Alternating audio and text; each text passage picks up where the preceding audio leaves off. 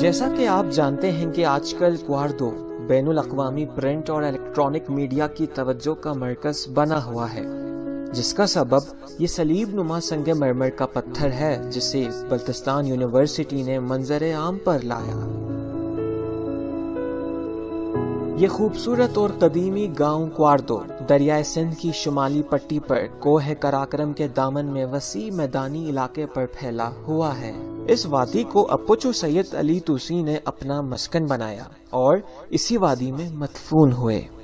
کہا جاتا ہے کہ کوارڈو کو اپو اکبر نامی ایک بزرگ نے اپوچو سید علی کی آمد سے پہلے آباد کیا تھا۔ کوارڈو سرنگ نما میں موجود اس پتھر کے حوالے سے گلگت بلتستان کے نامور ریسرچر، رائٹر اور اسکالر سید محمد عباس کاظمی نے کیا کچھ کہا، آئیے انہی کی زبانی سنتے ہیں۔ بسم اللہ الرحمن الرحیم۔ آج میں کچھ باتیں آپ کو کوارڈو میں جو صلیب نما سنگ مرمر کا پتھر ملا ہے اس کے بارے میں کچھ بتاؤں گا۔ جن لوگوں نے متعارف کروایا، فوٹوگرافی کی، انہوں نے تھوڑا سٹیٹمنٹ بھی دیا، اس کے تحت جناب وہ 4-5 ٹن وزنی ہے۔ اس کے جو ہاتھ ہیں، چورس ہاتھ جو ہیں، وہ 6 فٹ سے لے کر 7 فٹ تک ہیں، کافی موٹا ہے۔ اس کا ایک طرف جو ہے وہ باقاعدہ تراش کر بنایا گیا ہے، لیکن بیک سائڈ جو ہے وہ رف ہے۔ تو یہ 6 ٹن کا اور 6-7 فٹ کا جناب علی صلیب جو ہے وہ دنیا میں ممکن ہی نہیں ہے۔ وہ صلیب کو کہاں لگایا جائے، کہاں لے جایا جائے؟ لیکن اب اس جیسا بننا وہ تو ہمارے امام بارگاہوں میں، ہمارے بڑے محلوں میں یہ جو چھت کو اٹھانے کے لیے جو پلر لگاتے ہیں اس کے اوپر بھی لکڑی کا اسی طرح سلیب بنا کر جناب علی وہ لگاتے ہیں، چورس بنا کر، تاکہ چھت کو اس کے اوپر بیم وار کو رکھا جائے۔ تو وہ تو جناب علی کرسچن سلیب تو نہیں ہوگا نا، چورس ہونے کی وجہ سے۔ لیکن بہرحال آج کل یہ ریسرچ کا وہ ہے، ریسرچ میں ہر چیز حتمی نہیں ہوتا۔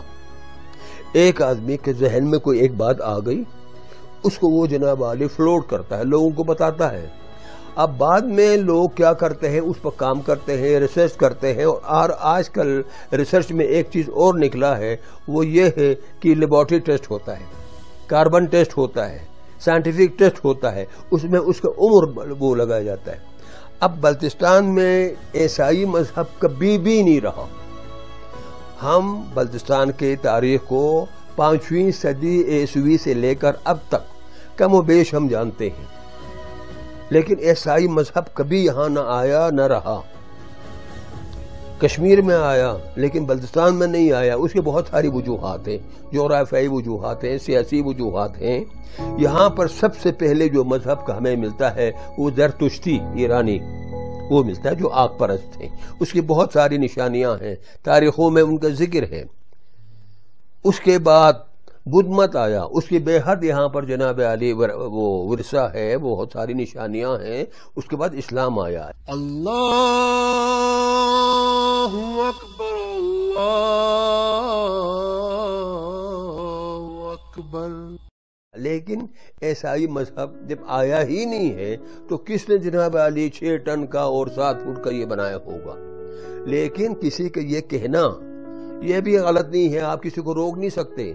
اس زمانے میں بہت ساری چیزیں ڈسکور ہوتی ہیں، اس پر اسی طرح کے بیانات ہوتے ہیں، اس کا ٹیسٹ ہوتا ہے، ایکسپرٹس آتے ہیں، لیبارٹری ٹیسٹ ہوتا ہے، اس کے بعد اصل چیز کو منظر عام پہ لایا جاتا ہے اور سارے اس کو تسلیم کرتے ہیں۔ اس لیے ایک صلیب نما ایک بہت بڑے پتھر کے ملنے سے بلتستان جو ہے وہ کرسچن نہیں بنتا، نہ پہلے کبھی بنا ہے نہ آئندہ کوئی بنے گا۔ یہ میرے اندازے میں یہ جناب علی چونکہ یہ 7 منزل کا جو محل تھا عالیشان انچن نے بنایا، اس میں اس نے اپنے پروگرام کے مطابق اس میں بڑے بڑے جناب علی ستون اوپر ہر منزل میں لگانے تھے۔ اب اس کے لیے جناب علی بنیاد مضبوط کرنا پڑتا تھا۔ میرے خیال میں یہ بھی میں بتاتا ہوں، میں کوئی حتمی بات نہیں کر رہا ہوں، میرا ہائپوتھیسس ہے، اور مجھے یقین کی حد تک یہ ہے کہ یہ علی شاہ خان انچن نے کوئی سینٹرل بیم کے بنیاد کے لیے اس نے یہ بنوایا، سینٹرل بیم کے لیے ٹھیک ہے جی، ستون کے لیے، جس پر پوری بلڈنگ کا اس کا جناب والے وزن آنا تھا، اس کے لیے تو بنوایا، لیکن بعد میں وہ لا نہیں سکے، اس لیے مجبوراً وہاں پر رکھ دیا۔ اس کے بدلے انہوں نے یہاں کوئی اور چیز ذرا چھوٹا سا بنا کے ڈال دیا ہوگا۔ ایک چیز میں آپ کو بتا دوں، یہ جو تاج محل جو بنا ہے، یہ دنیا کے 7واں عجوبہ میں ہے۔ اس میں بھی پورا کا پورا سنگ مرمر استعمال کیا ہے۔ آگرہ میں سنگ مرمر نہیں ملتا۔ شاہجہاں نے یہ حکم دیا تھا ہندوستان میں کہیں سے بھی یہ سنگ مرمر مل جائے یہاں پہنچانا ہوگا، تو مقامی گورنروں نے ان کو جناب علی بڑے بڑے سلیب کاٹ کر یہ چھکڑوں میں ڈال کر بیلوں کے ذریعے 2 بیلوں کا 4 بیلوں کا جوڑا، 6 بیلوں کا جوڑا، اس طرح ان کو رسیوں سے کھینچ کے آگرہ پہنچا دیا، جہاں جناب علی انجینئرز نے اس کو یوز کیا۔ اور آپ ہسٹری میں پڑھتے ہیں کہ یہ تاج محل یہ 1.5 سال میں نہیں بنا ہے، اس پر 7 سال لگے ہیں۔ محتاط اس میں جو ہسٹری ملتا ہے 7 سال میں یہ بنا ہے، ورنہ اسی طرح اگر سب کچھ وہیں آگرے میں مل رہا ہوتا تو یہ تو 1.5 سال میں بن چکا ہوتا۔ یہ کوئی اتنا بڑا مسئلہ نہیں ہے اس کو تعمیر کرنا۔ تو 7 سال کس پہ لگا؟ پورے ہندوستان سے جہاں جہاں بھی سنگ مرمر کے ملتے تھے وہاں سے کاٹ کر پھر جناب علی کھینچ کر کہیں کشتی کے ذریعے کہیں بیلوں کے سے کھچوا کر نیچے جناب ویل لگا کر یا اس طرح کر کے وہ لاکھ اس میں مہینے اور سال لگے۔ اسی طرح یہ جو کواردو سے جو یہاں اسکاردو میں جو لایا وہ بھی اسی طرح لوگوں سے کھچوا کر یاک اور ہمارے جو زو ہے وغیرہ سے کھچوا کر دریا کے کنارے پہنچایا، وہاں بڑے بڑے زخ کے اوپر لوگوں کی مدد سے اس کو چڑھایا، پھر اس کو لا کر جناب علی یہ خربوچوں کے آپ نے دیکھا ہوگا۔ اب لوگ یہ سوچتے ہیں کہ اس کو اس خربوچوں پر کس طرح چڑھایا ہوگا۔ ہمارے لوگوں پر سوچنا چاہیے کہ وہاں سے لانے کے بعد آپ دیکھیں، اب آپ یہاں خربوچوں کے نیچے پہاڑی راستے سے جب آپ یہ آرگینک اس کی طرف جاتے ہیں، جیسے ہی پہاڑی ختم ہوتا ہے تو ذرا نیچے اترتے ہیں، اس کے بعد ریت کا چوڑائی آتا ہے، وہاں سے ہم آگے کو مڑتے ہیں، وہیں آپ دیکھیں کہ وہاں سے خربوچوں تک بالکل سیدھا جناب علی سلوپ ہے ریت اور بجری کا۔ وہاں سے جناب اس زمانے کے طاقتور ہمت والے لوگوں کو کھینچ کے اوپر لے جانا کوئی مشکل نہیں تھا۔ اس کے ثبوت یہ گنگوپی میں آپ دیکھیں، آپ اس طرف جو مشرق کی طرف جو اتنے بڑے بڑے پتھر یہ جنوں نے نہیں لایا، یہ ٹریکٹر نے نہیں لایا، یہ ٹرک نے نہیں لایا، یہ انہی بلتیوں نے لایا۔